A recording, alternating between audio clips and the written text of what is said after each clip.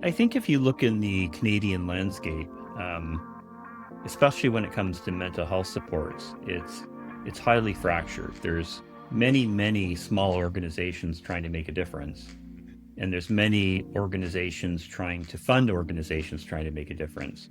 So it can be a confusing landscape. Welcome back, everyone. My name is Will, the Right Wizard, and you're listening to I Choose Coffee, podcast about mental health, communication, and embracing the absurd. Today, I am joined by Robert Ridge, the director of the Distress Center of Greater Toronto. In this episode, we talk about the necessary business elements included in mental health, how the Distress Center helps support the community, and what is needed to improve these life-saving programs. What an honor it was to speak with Robert. It was informative, educational, authentic. Enjoy. Robert, welcome to the show. Thank you. It's so nice to have you here, and I really appreciate you coming on today. I've been really looking forward to this one. So today, I'd like to talk about a few things here, of course. And one of the things is that how you and I met, we met through the Distress Center of Greater Toronto, in which you are the executive director. And I find that so fascinating. That's something that we're going to get into today. But first, could you walk me through your career journey? Like, where did you start and how that led you to where you are now? I started my career with aspirations of becoming a commercial photographer. But I was fortunate enough to quickly realize that I simply didn't have the passion or the talent to pursue that career. So I switched over when I was quite young to taking a few accounting courses to see whether a business career was something that I would be interested in, and it was. So I ended up becoming a chartered professional accountant, and then eventually doing my MBA. And I was more interested in general management than accounting. So I started off actually working for a construction company, a road construction company. And then eventually I spent a good chunk of my career at Medical Alert, which is the largest member based charitable organization in Canada. And I spent about 10 years as CEO of Medical Alert. Could you explain a little bit what medical alert is? I just don't really know what So that is. Medical Alert, a lot of people think of Medical Alert or remember Medical Alert from the medical ID bracelets that are part of the service. But the idea behind Medical Alert is for individuals to have an understanding of and take control over their own personal health information so they can present it to people who can help them if they need that help. So that could be medical professionals or paramedics, emergency room doctors. And it's usually used to convey a particular condition that needs to be known in the event of an emergency. So this would be like some sort of anaphylactic allergy, or perhaps some sort of a mental or like a brain condition, or It could a be, heart yeah. disease, something like It, this. it could be that kind of condition, but there's a whole range of conditions that would make sense. Really, it comes down to a person's personal preference for conveying information if they're not able to speak for themselves. It could be a do not resuscitate order, for instance. Mhm. Uh, Mhm. or it could be I wear contact lenses, and if I'm ever incapacitated, please remember to remove those. It could be any personal request. So I think the really interesting thing about Medical Alert is that it was probably one of the first organizations that helped people to manage their own personal health information. And we live in a society now where we really don't take much responsibility for our personal health information because others do. Our doctors do, or specialists do, or hospitals do. But we don't really own that information in the sense that we have full control over it. It's a great point, actually. When I think about it, how many people actually know their blood type, even? Hmm. Right? And like that's kind of information that could be very important in a moment. Perhaps they'd be able to figure it out over time. But having that information handy right away in case of emergency would be super important. When you think of it, your financial information is information that's owned by you, it's managed by you, protected by you. Hmm. But your personal health information, which is probably the most important information that you have, is not. It's controlled by others. And there's been a whole effort over the past 10 to 15 years to change that, but the systems just haven't progressed as they had hoped for a wide variety of reasons. But we still live in a society where most of that information is under the control of other people. Mm. Do you think there's some public resistance to it? Like people don't necessarily want to have that kind of You device on them? know, I was speaking to a colleague a number of years ago, and he said it's probably a generational thing that it'll take a full generation to change the thinking around personal health information. And the next generation will likely take greater interest, and that will force government and industry to come up with better tools to allow them direct control over their information. And I think he was probably right. Yeah, no, that does sound right. But could you go into why that's right? Like, what is it? The older generations are just they're resistant to this. They don't want to be um, I having think another device, or what is this? No, I think I heard a story once, and I don't know if how true this is, but I assume there's some truth to it that in Russia you carry your health information around with you in a folder. So your doctor doesn't keep it, the hospital doesn't keep it. It's your information. So you go from specialist to specialist. You're carrying that information with you. So and we have a whole generation that's grown up in Canada with a healthcare system that has institutionalized that information. It's encouraged hospitals and doctors to retain and own that information when it should be owned by the individual. But a whole generation has been brought up under that premise. So, um, and that's what people expect. You know, people expect that if you go see your GP, he or she is going to have your history.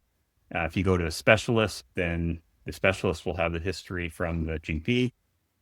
Your expectation is that information flows easily within the system, but that's rarely the case. And then I think the big complicating factor is uh, a whole range of privacy concerns around how health information might flow if it were in the hands of individuals. I think some of those concerns are warranted, some are not, but Mm. it will take some time to get over that. Do you think that part of this is like an perhaps putting too much trust into the system, like putting too much trust into our public health rather than taking that personal responsibility? Yeah, I think that's a really good point. I think you are right. I think it is putting too much trust into the system. People have too much trust uh, in the system. And, you know, in a sense, I think it's pulling back control from those who are helping us maintain and improve our health, and seeing it that that control rightfully belongs with us. You know, we're the rightful stewards of our own health, recognizing that there are some people for whom that expectation would probably not be reasonable. But for many adults, um, that is a completely reasonable expectation. Absolutely. So um, it's just not one that is kind of commonly, you know, felt by individuals. They've never been required or expected to maintain their own health information. And I think uh, a lot of people, and I got to say myself included at some moments, just want to reduce the responsibility. Just don't want another thing to think about. God knows where my birth certificate is, for example. I Yes. know it's around here somewhere, but I think people just, if they can offset that responsibility onto another organization or something, they're going to do it. But the problem then comes back to privacy concerns and then also understanding your own private health record, which is a very Hmm. important information, especially in those emergency situations that we cannot predict. So it was, you know, the I think at some point the tide will shift, and there'll be great third party tools to allow people to manage their own health information. And I think that's going to be a really exciting day for Canadians when that comes. But I don't think we're anywhere near that day yet. But Mm. kind of heading that direction. You know, um, if you own a smartphone, and almost everyone does, you're going to find a whole bunch of tools on that smartphone to help you manage your own health. And they're becoming more and more sophisticated every year, Hmm. and I suspect that the uptake rate on those apps is quite good. And that's kind of a proxy in a way. It starts to help you understand your own health metrics and start to pay more attention to them. Right. I had a colleague joke once that most people would um, spend more time planning a party than they would to think about their own health. And I think that's probably true. That is the case for most people. Oh yes. And there's a whole philosophy behind that that we could dive into, I think. Again, that absolving of personal responsibility where perhaps, I'm just too busy and priorities end up being, yeah, these more social priorities or perhaps the more financial or business priorities rather than your own personal health. And I think in a sense, that people shy away from thinking about their own mortality. Mm. It's a difficult thing for most people to think about. And when you think about your own health, especially over the long term, it forces you to think about your own mortality, which is an uncomfortable subject for many. Right. That's an interesting point. Do you think that's part of what's going on here? Is that when we start looking at our own personal health record, that we are then faced with our mortality and we're trying to kind of step away from it? Is that the idea here?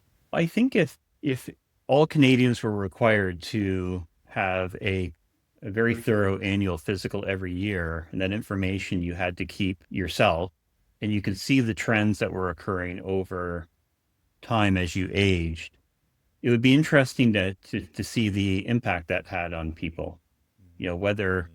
people would see that as a good thing or would be would not want to actually see their the reality of their aging in numbers as it would be presented to them.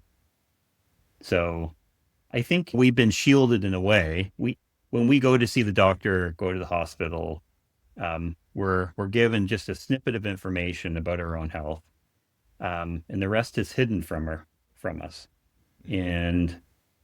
And that goes for both physical health and mental health. We're kind of a bit in the dark, and curious people will look to explore and find out more, but many people won't. Yeah, that's a fascinating point. And that includes our mental health as well, right? Especially if someone is actively in a therapeutic environment, a lot of the times they are that kind of information is withheld from them. Maybe not purposefully, like in some deceiving kind of way, but just simply not encouraged to allow them to know this. Like this is your information, and you can keep this. I noticed that on smartphone apps now, and the health apps, they include things like a mood tracker. Yes. And I suspect many people would look at the mood tracker and say, well, I need to track my moods. Why would I need to track my moods? I'm not moody. Mhm. Um, Not but me. of course, everyone is, right? Everyone has moods. Mhm. Everyone has ups and downs, and better understanding what the trends might be and what might cause those moods is can be incredibly helpful. Mhm. So a number of years ago, I was discussing with a company producing an app. The app they were producing essentially logged what you ate and then prompted you a half hour, 45 minutes, an hour after you ate it. How are you feeling now? Both physically and mentally. And so it was making the connection, helping people make the connection between their diet and how they were feeling. I think that's tremendously useful. I completely agree. That is actually something that I've practiced in the past. Just very briefly, I took a week where I wanted to reflect on how my diet was affecting my moods. Um, and it was a great week. I had a lot more information about why I was acting the way I was, how I was feeling. I had a better understanding of the kind of food that I was eating. And it helped me actually focus on the food that I was eating. I think a lot of the times people, including myself, will just not really pay attention to our diet and how that affects our mood. But that whole like you are what you eat. There's a lot of science behind that. For sure. Yeah, for Right? sure Like there the is. gut, the gut is its own brain. People even think. oh, like now I'm feeling so low, or I'm anxious, or I'm feeling depressed today. Well, it's like could be just because you all you had was a milkshake in the morning and not the kind that you Yes. drink, right? No, it could be a carb heavy meal directly caused that mood. I did this little experiment a few years ago where I decided, well, I'm going to stop drinking coffee for a week. Mm. And that was quite an experience because it was a terrible experience because I realized and I realized what I should have known is that coffee is addictive. And if you try to stop drinking after you've been a long time drinker, you're going to go through withdrawal, and that withdrawal is not pleasant. It's having a low grade headache for a full week. Um, and coffee is probably a more extreme example, but it helps you make the connection between what you're drinking or eating and how you're feeling. Yeah. I'm wondering, this Medic Alert that you were part of, is this a non-for-profit organization? Yes, it is. Yes. Mm. So I find this interesting that you started out getting your MBA, which is an incredible accomplishment in business and administration, general management, but then you ended up in the non-for-profit space. What led you to being into non-for-profit rather than going into something more corporate or business heavy? So I would say that was always my intent. When I was in grade 12, I did a very extensive aptitude test. Um, and the tests that were done then took multiple days to do. There was hundreds of questions. And you did the test and then you waited a few weeks and got the results back. And I remember at the time my results came back saying you should go into business. And I remember at the time thinking I couldn't think of something less interested in than Yeah. trying to sell a product or sell a service. I just have no interest in that at all.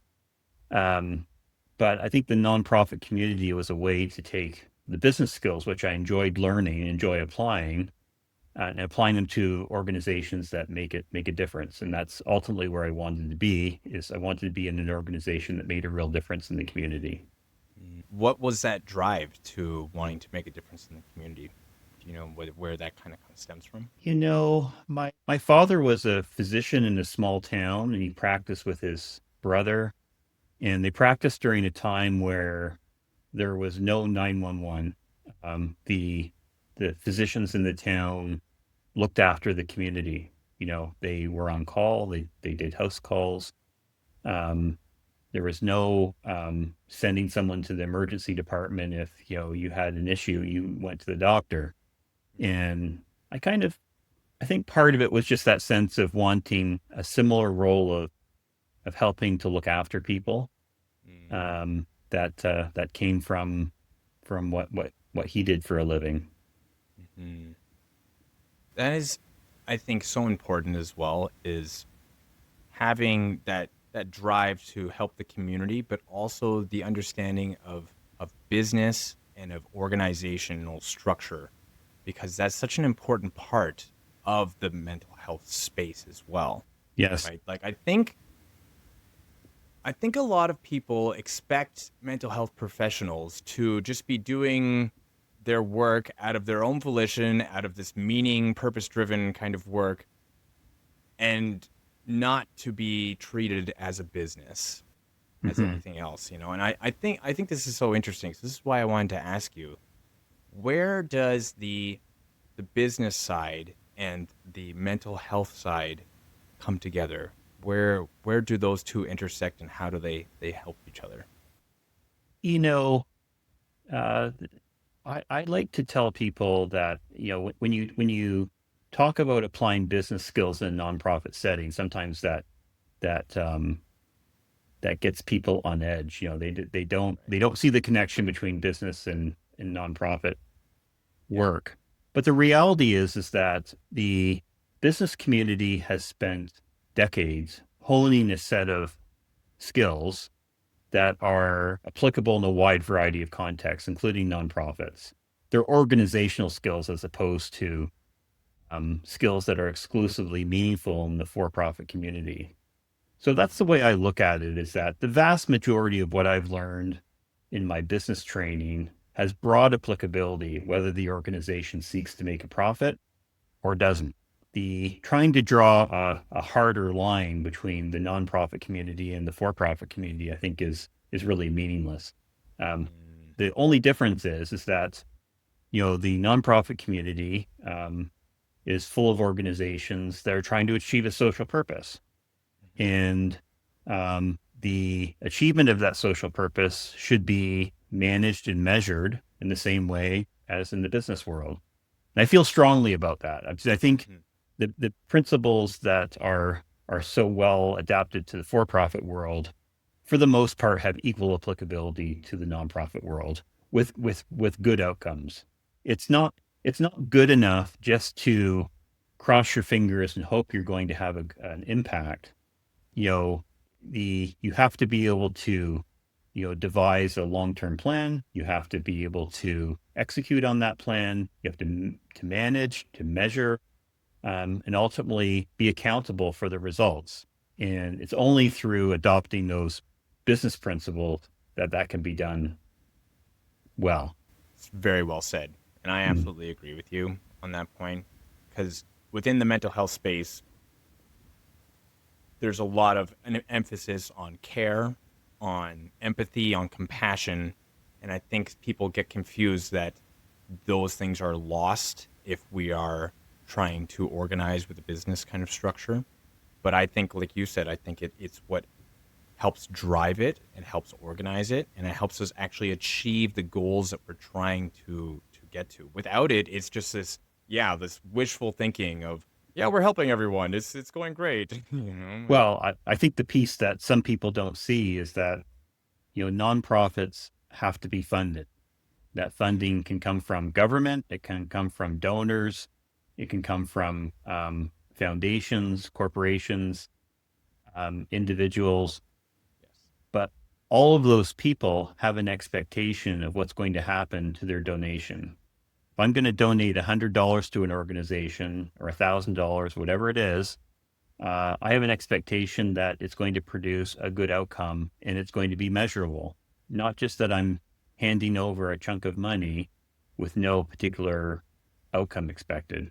So this is the world in which we live now, that all of our funders have expectations, and rightly so. Um, Mm, if you're government of Canada or the province of Ontario funding a charitable organization, you have taxpayers to be accountable to. If you're a foundation, you have a board of directors and a membership that's you're accountable to. This is, I think, a pretty significant change over the last 20 years in the nonprofit sector. Is is the making of a stronger connection between the funding and the outcomes that are expected. And mm.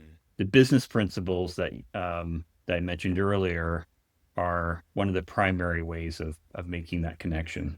I think in it's really trying to get that education out to the public too, that this is a requirement if we want mental health in Canada to improve, if we want to start to solve the mental health crisis, or at least move in that direction.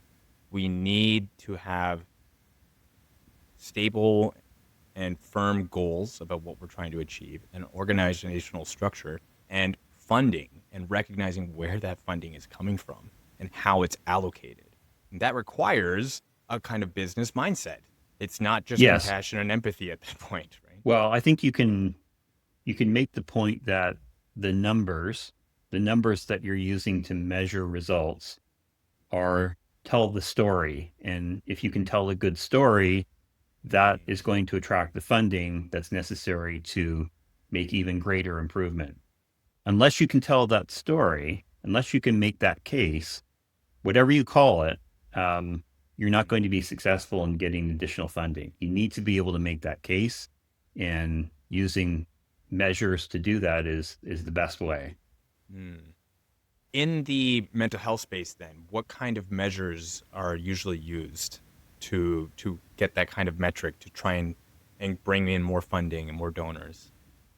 I think it's different in different situations. Um, I know in the crisis services sector that we're part of, there's probably not a generally accepted measure. But the ones we use, be, partly because they're simple and they're obvious, is the number of helping interactions that we engage with over the course of a year. So helping interaction would be someone calls our crisis line, has a discussion. That's a helping interaction. So that's one measure that we use, but we use others. Helping interactions measures quantity of service, Yeah. doesn't do a good job measuring quality of service, which is a little trickier to get at in the Yes. in the type of work we do at least. But I Mm. think the mindset needs to be, there's a lot of things that are easy. There are a lot of things that are easier measured than others, but that shouldn't stop one from working hard to find how to measure those more challenging things. Right. And perhaps even just more research on how to measure these things. Like, how are we able to go beyond just the quantity of the interactions, for example? Right. Because they're absolutely there. Those results are absolutely there. Like, we can it's something that we're not able to see at this moment, but if we were able to create tools or resources in which we can start to tap into that data more about how is it that these services are actually aiding the community, Hmm. like what kind of effect are we having on an individual's mental health just by them having a conversation with someone on a crisis line or distress line. I mean, Yeah, I think maybe a good analogy there might be, if you're an emergency department, if you're a nurse in an emergency department, and the same person shows up every week to the emergency department, you could simply let that person come every week and have their issue dealt with. Or you could spend time digging into, okay, what's the root cause? Why do they keep coming to the emergency department? mhm, Maybe they're getting a urinary tract infection and go, okay, why does that keep happening? And it mhm, may be that they're not able to fully look after themselves. And that leads to recurring infections that cause them to come to the emergency department, mhm, which is not desirable. It's not desirable for a whole bunch of reasons. mhm, So the intervention is to figure out, well, what can we do to mhm, help this person not get infections so they don't come to the hospital? And mhm, there's an investment upstream that mhm. helps the downstream results. That's a fascinating way of looking at it, I think, Hmm. because then it starts to, again, it brings in that mindset, that structural mindset of like, okay, well, what's really going on here? This person keeps returning and to our establishment here, and this is not necessarily a place that they want to be, and they're also taking away the resources that we could give to others. Not that it isn't for them; it absolutely is for them. But what else can be done here? Hmm. What other resources are needed or supports are needed so that this individual can then go off and start taking care of themselves? Yeah, and Very interesting. it's not a perfect analogy because there are some people whose need for mental health support will be a persistent one. Yes. But there'll be other people who have more episodic issues that can be handled in better ways, with a bit of understanding, a bit of thinking around how best to Mhm. approach the problem. Right. I would say most people, honestly. Of course, there's a percentage of people who are going to need more of a consistent support and a stronger kind of support system around. But I think there's also a lot of people that are very capable of taking care of themselves, but just don't know how in the moment. Hmm. You know? Or might need a bit of support enabled in order to do it. Right. Absolutely. Yeah. And you know what? That brings me to why don't we talk a little bit more about what it is that the Distress Center of Greater Toronto is doing? You yourself being the director, the executive director, could you just tell me what the Distress Center is doing and then also your role in it? So Distress Centers of Greater Toronto does, I think, three unique things. We have inbound distress lines. So inbound lines are lines that people can call if they are experiencing isolation or feelings of loneliness, all the way to suicidal ideation. The people can call for any reason to get immediate support from one of our responders. Then we have our outbound program.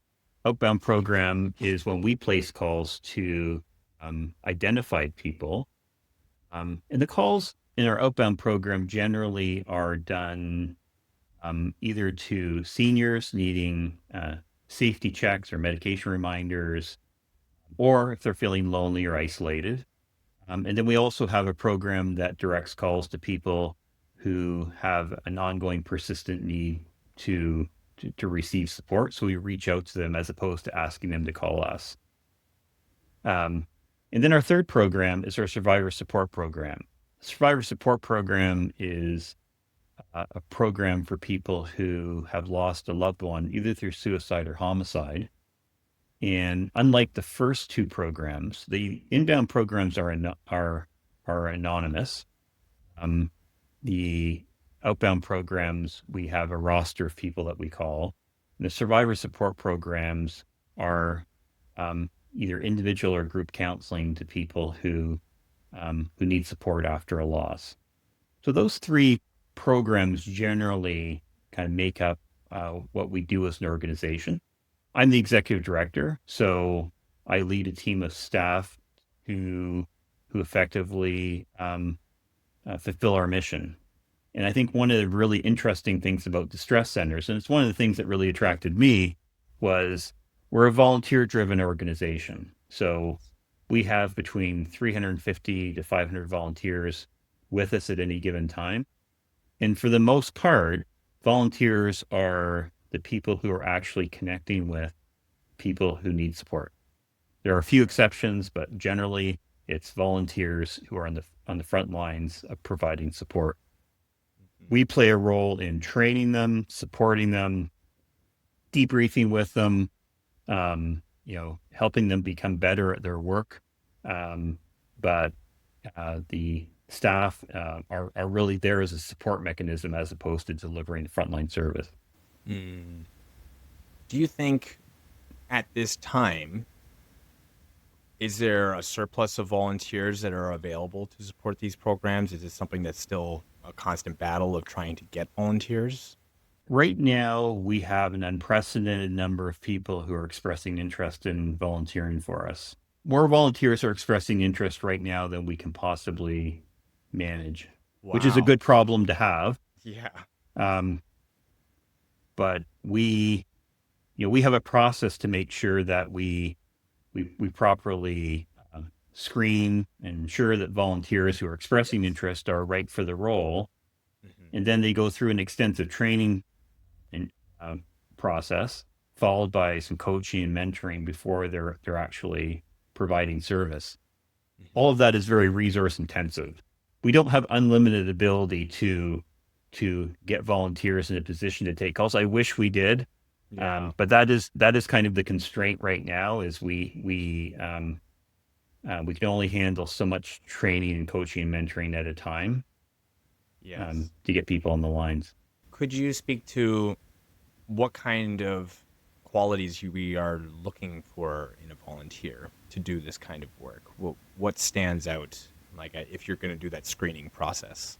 You know, you have to care about people, kind of at the foundation of being a good distress center volunteer. You have to care about people. You have to be a good listener or be willing to learn how to become a good listener. Yeah. You have to be kind. You have to be empathetic. Hmm. Those are the essential qualities, I think. Hmm. Um, and we have a particular process that we use to provide support to individuals, and you have to be capable of following that process. It seems Mm. it seems simple enough to say, Right. but we don't want people, for lack of a better term, winging it, or trying to apply some professional knowledge they might have learned in a program. Right. We have an approach, and we need our volunteers to follow that approach. But the basic qualities, I think, is you really have to care about people. You really have to enjoy interacting with people in the most challenging of circumstances, is sometimes the case. Right. And I think as an individual, the work can sometimes be quite emotionally taxing. So you have to also have the ability to process that. know when enough's enough when you need some time on your own. So I think you have to have um, a good set of skills to manage your own reactions to what you're hearing on a week by week basis as well. That's a great point. Yeah, because it can be very emotionally heavy work. Supporting Hmm. people in crisis, um, in my own experience, has been an absolutely beautiful time. I've learned so much. But there are moments that, yeah, it can absolutely be difficult, and it's not for everyone. You know, we like other crisis centers, we have some callers who are very challenging people. They may be personally in a very challenging set of circumstances, and that comes through in their interactions with our responders. And Mm. many of our responders are younger people who may not have had a lot of life experience in dealing with more challenging interpersonal situations. And you know, there's no better way to learn than to be on the front line of a crisis center. Oh yes, it's like being thrown into a standard vehicle on the 401. That's the analogy I always give myself because many years back, I took my dad's car. He had given it to me, and I had to start driving myself to school, and it was a standard manual vehicle. And yeah, he showed me how to do it, and I had some idea when I was in the parking lot, but it wasn't until I got on the 401 and stalled a couple times and got stuck at a light with people honking behind me that I finally learned. And now I love it. Now I love driving a standard Yeah, I vehicle. think that's a good analogy that there's only so much preparation and practice you can do, and then you're kind of Yeah. on your own. And Hmm. and I think the good thing is that the vast majority of volunteers pull it off. Yes. They do a good job in moving from training, coaching, and mentoring to being effective responders. Mm. Jay, I got a question for you. You mentioned some of these qualities of a good responder or a good volunteer is someone who listens, who is kind, who cares about people, who's empathetic. And this sounds great. This is what we want all people to have, really. But do you think that those qualities can be trained?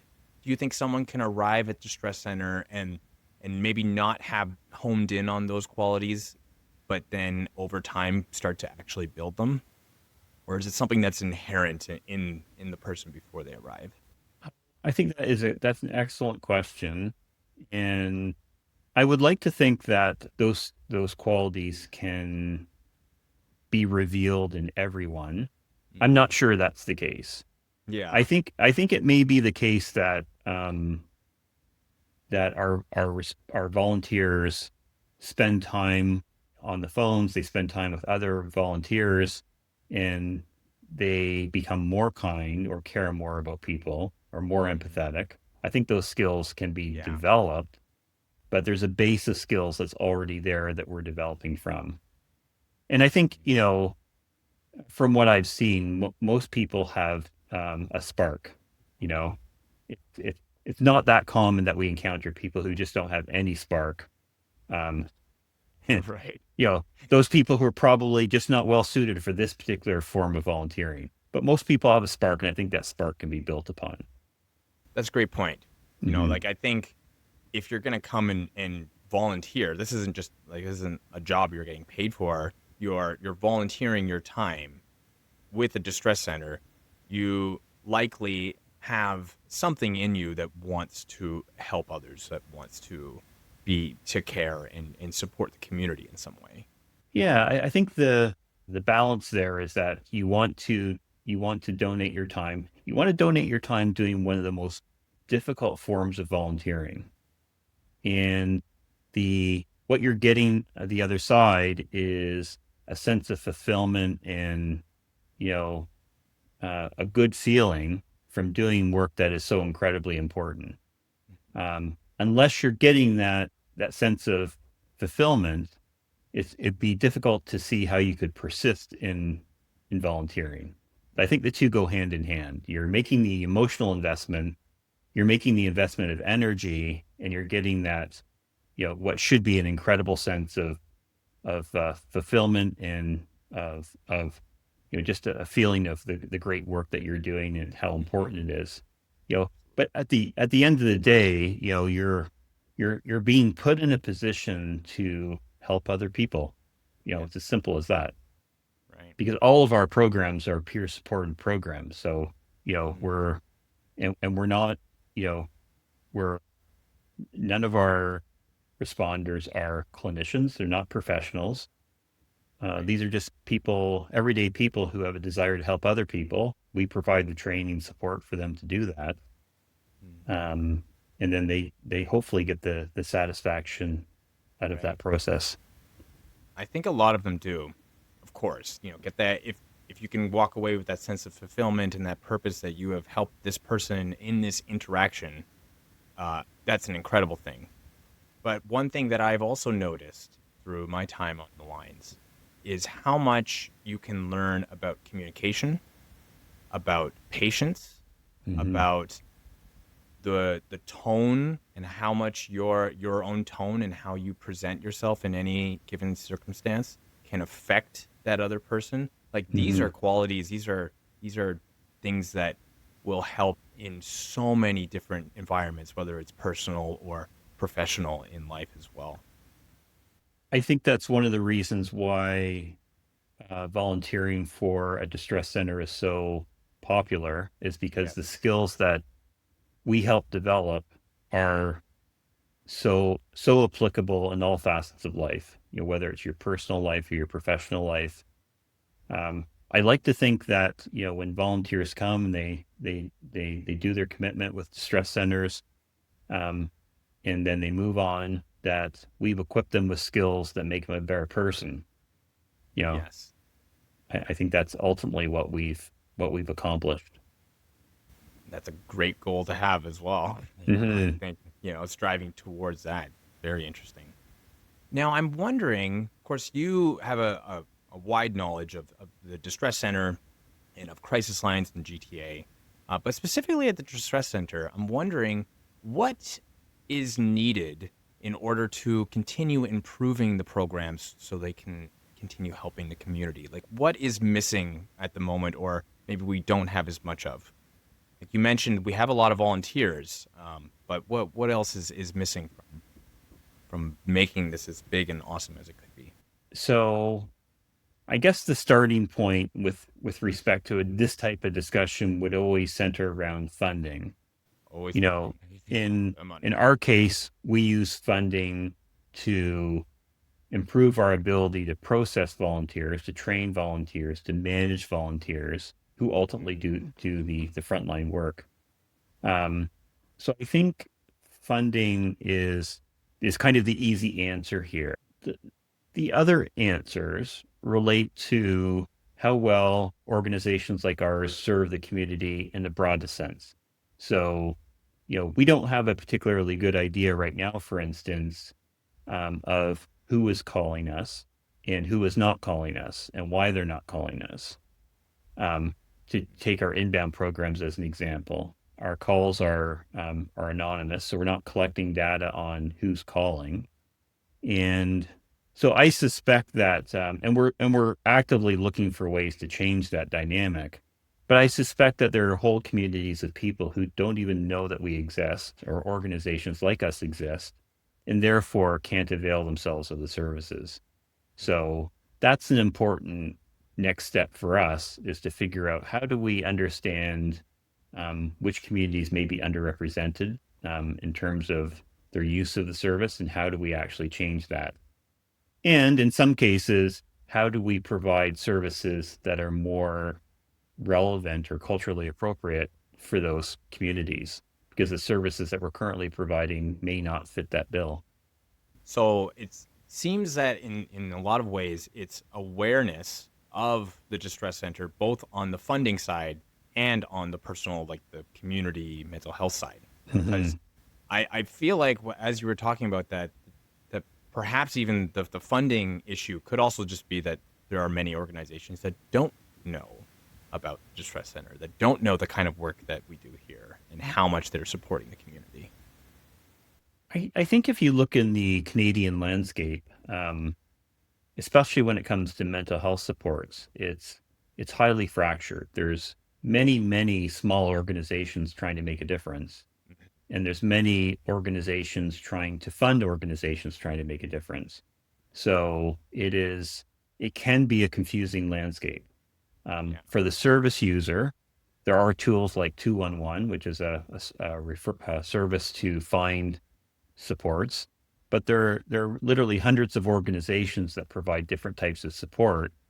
And even accessing 211 requires some skills in order to understand how to use it and how to find what you're looking for. So I I think that there's the ability for people to navigate the system and to find what they need once they know they need it is a big part of the puzzle. Do you think that can be fixed through education, through just more awareness, like much like what we're doing? I think the systems are better in terms of the online tools that are available to access different services. Yeah. Um, the issue with awareness is that there's just so many organizations providing different services that it becomes a little challenging when you look at an organization like ours or many like ours. We our marketing communications budget pales in comparison to many other organizations, um, and so it's hard to break through and to get the word out, to help Yes. people understand that we're here. Hmm. So we have an active social media program. We have an outreach program where we go to different communities to tell them about ourselves. But that's kind of a persistent challenge for us. Like I've mentioned this on this podcast before with other guests. I grew up in Canada, of course, and I had my own mental health struggles where I really would have liked to talk to someone at some point that wasn't in my inner circle, for example. I had no idea the distress center existed. Hmm. No idea at all. I had no idea that that kind of program was even something that was available anywhere. Hmm. And I think if we project that out, I think there's a lot of people in our community just have no idea that there is an organization like the Distress Center that you can turn to in a moment of need. I mean, not to be overly critical of the healthcare system, but Please go ahead. it would be a common pathway to go to your GP and say, I'm struggling with my mental health, and what's that GP going to do? Um, they have only a few potential solutions to that problem. They can refer you. They Mhm. can seek to prescribe some medication to assist. But there aren't many options they have, and most people would start there. And I would say awareness of services like ours within the medical community is probably quite low. It's not a typical pathway, but that would be a common way that people might approach. If I Yes. haven't if I'm feeling a bit depressed or anxious, or I need just some assistance or some guidance on my mental health, I'm going to start with my family physician. That is that that is, I guess, an example of how our when you broadly think about our healthcare system, it's not tied together quite as neatly as we think it is. Right. I think that is an excellent example, something that I had not thought about. You're absolutely right. If you've started to have like some sort of a mental health issue or you're struggling in some way, you talk to your doctor. And Hmm. the doctors are the ones who need to, in a way, prescribe to talking to a distress center or suggest or encourage, that's probably a better word, before going even down the medication route. I think that this is a great way to start. For example, someone who is having uh, panic attacks or a high level of anxiety. Is it necessary that we put them on a medication program right away? Or is it something that more can be dealt with in the moment by talking to someone on a distress center? Hmm. Or putting those two things together, for example, having the support where they are using the medication, but they're also using these support programs. Right? And it probably does come down to understanding which supports exist and helping people make that first, making the first call to see whether Yes. that support is working for them, it's appropriate for them, and to see how that fits into their own solution. I had an interesting visit to my doctor a couple of weeks ago. I'm a runner, and my one of my feet was frozen. It felt like it was frozen, and so the doctor looked at my feet and he said, "Yeah, it's frozen." And he goes, "Look, it could be a whole bunch of different things. It's probably your shoes, but and I can refer you to a specialist, a nurse specialist, and a whole bunch of other specialists if you want me to do that." Basically, what he was saying is that I've exhausted what I can do. I have other solutions that might work for you if you want them. And I said, no, I'm good just seeing if this plays out and resolves itself. But I felt it was a good interaction because, he gave me options. Mm-hmm. I chose not to do anything in the moment.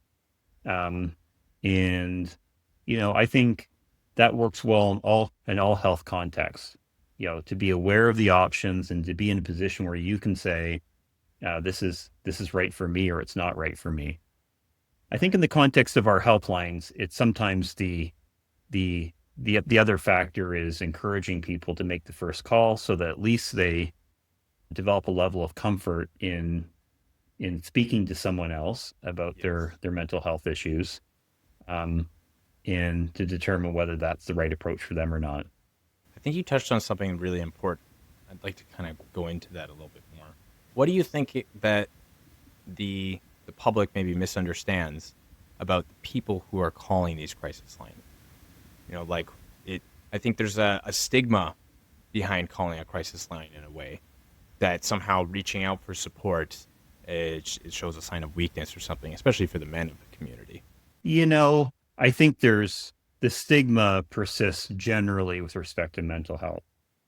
Yeah. Mental health struggles are dealt with in such a different way than physical health struggles. That's still the case.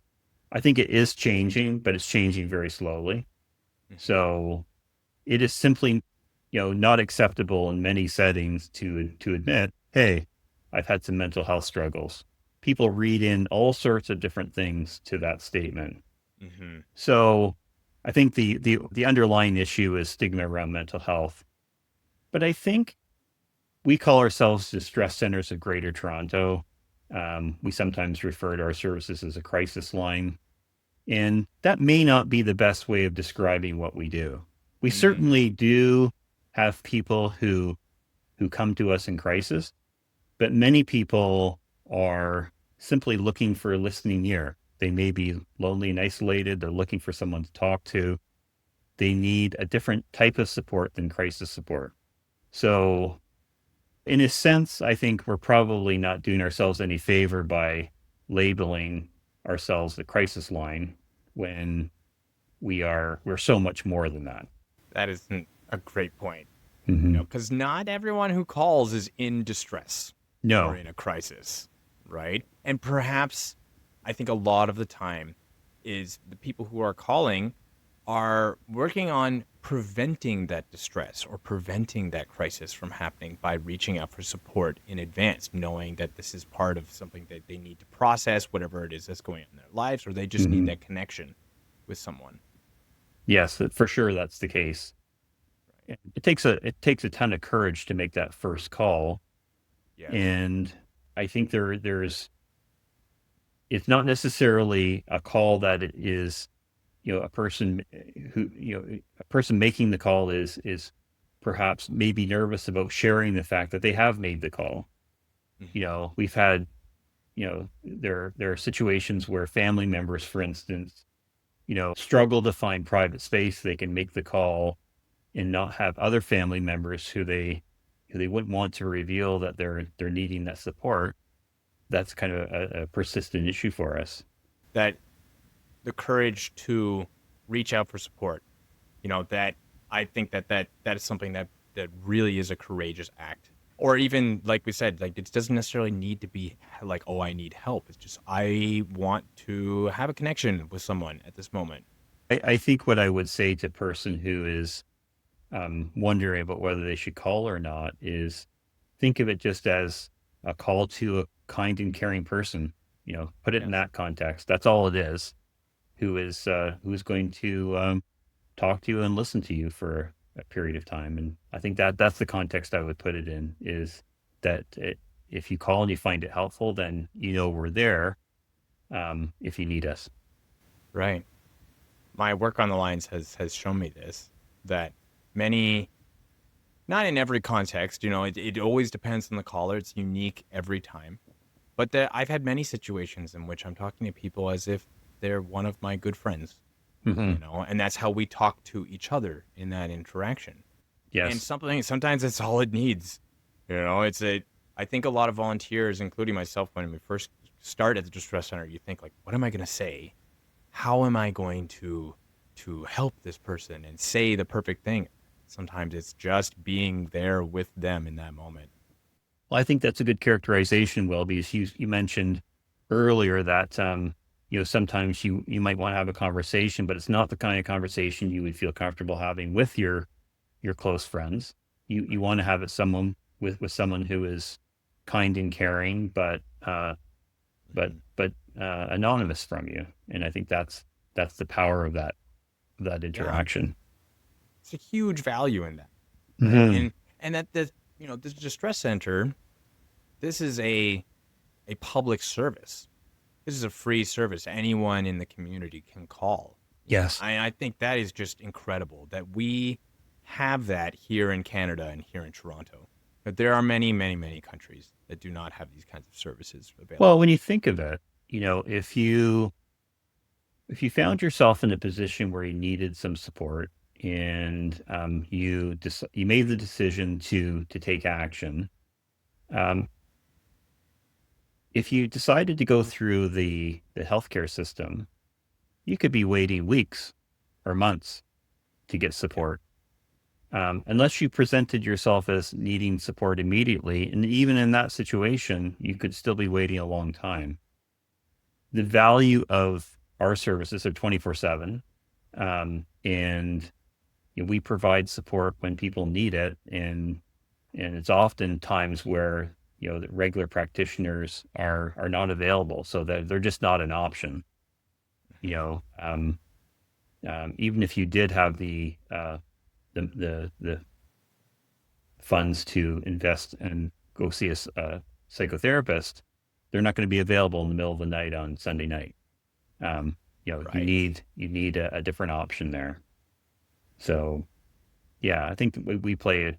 I think that's an often uh, part of the role that is not clearly seen, is the sheer availability of the type of service that we provide. I've actually known individuals who were in a therapeutic process, whether it was a psychotherapist or they were in therapy, but then they also would call the distress line when their therapist was not available, and it was a huge support for them. It was a Hmm. huge part of their process and their journey, and that, like you said, that's that hidden element of the support that the distress center does for the entire community, including people who already do have access to those resources, not Yes, just the people who don't, right? yes. Well, we talked a lot about, of course, the funding and then the programs that have all come through the distress center, and it's just been such a fascinating conversation, Robert. I want to get into the Walk to End Suicide, which is one of the fundraiser events that we run through the distress center of Greater Toronto, Hmm. and that is actually how you and I met. We're both on the Walk committee. However, I have a good feeling that you know more about this event than I do.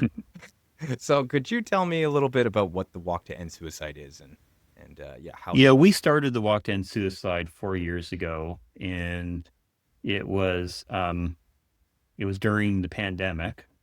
So Very important time. people weren't seeing each other; they were locked up and cooped up in their house, and we thought having a walk would be a way to get people out and engage with like-minded people, and to to recognize and memorialize people who had been lost to suicide. And I have to say that that first year was we had it in High Park, and it was a really special occasion. It was a beautiful day, beautiful Friday night, and people loved the opportunity to connect with each other, to have discussions, to talk about people who had been lost, and then to do a short walk, a 5K walk. And we kind of replicated that idea for the last 3 years. And for us, it's an amazing opportunity to bring together our community and at the same time raise important funding for the organization. Yeah, and this event is happening on September 6th. That's right. And yeah, and of course I'm going to be there. And I'm wondering, what's the environment feel like there? Like, I know we call it the walk to end suicide, right? So of course there's an element of suicide awareness, right? But what would you say to the rest of the community, perhaps is a little bit distant from suicide? What would be the attracting element of coming to join this walk? This year we're having it at Sunnyside Park as we had it last year, and the vibe is one of happiness and connection, I would say. Lots of people know each other, but there's lots of new people as well who get a chance to meet other people. People bring their pets, and we have prizes and contests. We have a bit of a lunch after the event.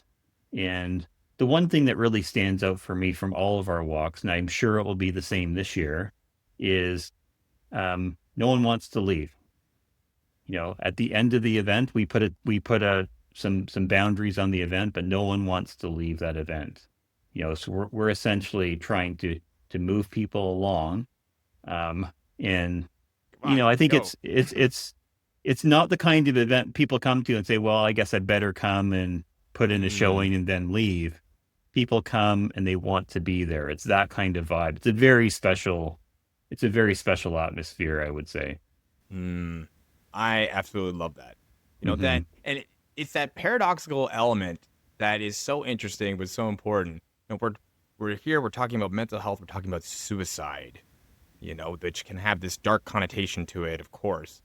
And yet, we're at this event. It's happiness. It's connection. It's fun, and we're simply enjoying the moment, being outside with each other, and yeah, having these more open, free conversations with people. It's very powerful. It's very powerful to hear people who have lost loved ones to talk about their loved ones. Um, and there's a sense of hope in the crowd. I think that each year we get together, there's a better and better understanding of how to support people who are having mental health challenges, and to do what the event was kind of promoted as, which is to eventually help end suicide. Well, do you think you'll find yourself there this year, Robert? Think I you'll will pencil it in? absolutely be there. Yes, I will. Yes. Well, you may remember that something quite special happened at last year's Walk to End Suicide, Yeah. Oh, please tell the story. in that Yeah. we had a member of the community just happened to be walking by and started talking with one of our staff members, and mentioned that he had just been released from the hospital, and he had come to Sunnyside Park that day with the intent of ending his life. And one of our staff members had a very long discussion with him, and by the end of that discussion, he felt he was in a much better place and on the pathway to healing. And that occurred completely spontaneously during the walk to end suicide. So those are the kind of special moments that really make it all worthwhile. Isn't that incredible? I Hmm. absolutely love that story. You know, Hmm. like of all the times for someone to walk down to the lake and decide that they want to end their life, and there just so happens to be the walk to end suicide happening at the same time. It's Yeah, absolutely it was incredible. it was an incredible moment. Right? Yeah, and I think that's why this what we've been doing here on this podcast, what Distress Center is doing with bringing awareness to suicide and prevention and what's actually going on in this community. I think is just so important. And Robert, I just want to thank you so much for all the work that you've been doing, of course, for the Distress Center, and also for joining me here today. Well, thank you, Will. I really appreciate you having me, and that was a great discussion. an important discussion. Absolutely. Oh, there's so many gold moments in here that I absolutely enjoyed. But yes, Robert, thank you so much. Thank you, Will.